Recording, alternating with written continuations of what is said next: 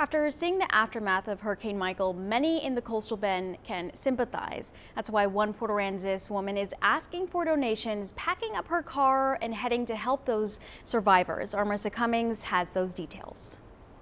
Tina Mott lives in Port Aransas. She said as she watched things play out in the news with Hurricane Michael, there were so many shared similarities with Hurricane Harvey. You know what they're going to go home to. A lot of them haven't been to their homes yet, if they have homes left.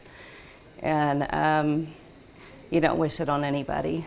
So she went on Facebook and asked for donated cleaning supplies to take to Florida. Mott says cleaning and debris removal were the hardest part post-Harvey. She even recalled trying to dispose of her leather-soaked sofa after her home had been flooded with nearly 4 feet of water. We could not lift the sofa ourselves. We had to have people come in and actually help us lift it up, much less getting it out of the house. The items people have donated thus far, like brooms, gloves, and masks, have been dropped off at Lone Star Taste in Port Aransas, where Sylvia Park is the co-owner. Park also understands firsthand what hurricane damage is like. I don't think I could do it. Emotionally, I don't think I have the strength, and she does.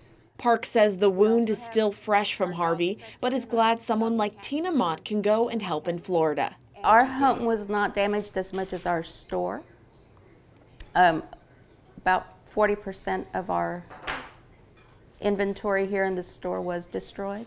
If you would like to donate, you can drop off items at Lone Star Taste between 10 and 5 p.m. until October 21st. Marissa Cummings, 3 News.